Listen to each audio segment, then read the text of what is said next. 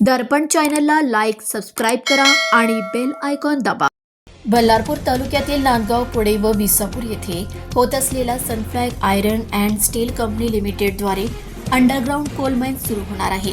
मात्र या कंपनीद्वारे केंद्र शासनाने मंजूर कोल बेल्ट अनुसार 802 हेक्टर शेतकऱ्यांची जमीन कंपनीने अधिग्रहित करण्याचे लक्ष्य असताना प्रत्यक्षात कंपनीने केवळ 12 हेक्टर जमीन अधिग्रहित केली आहे आणि इतर शेतकऱ्यांचा शेत जमिनी आतून अंडरग्राउंड कोळसा काढणार आहे।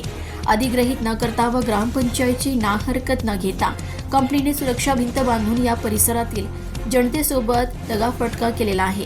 त्यामुळे कंपनीचा या अवैध बांधकाम विरोधात ग्रामसेवा समिती व ग्रामपंचायतने कंपनीला नोटीस देऊन अनधिकृत बांधकाम काढा किंवा कंपनी विरोधात कायदेशीर कारवाई करण्याचा इशारा पत्रकार परिषदेतून ग्रामपंचायत व ग्रामसेवा समितीचे अध्यक्ष सूर्या अडबाले यांनी दिला आहे। यावेळी सरपंच कविता वैद्य, उपसरपंच मलेश कोठारी, विसापूर सरपंच वर्षा कोडमेथे व इतर गावकरी उपस्थित होते।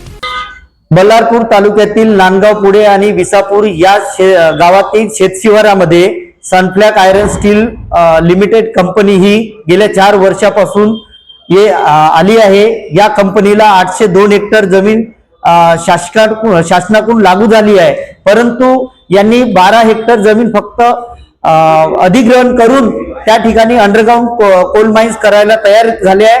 आणि नांदगाव पुणे ग्रामपंचायत, विसापूर ग्रामपंचायत आणि तहसील बल्लारपूर एसडीएम यांची कुठलीही त्यांना एनओसी न घेता, ना हरकत प्रमाणपत्र न घेता त्यांनी वॉल कंपाऊंडचे प्रीकास्ट वॉल कंपाऊंडचे बांधकाम सुरू केले आहे।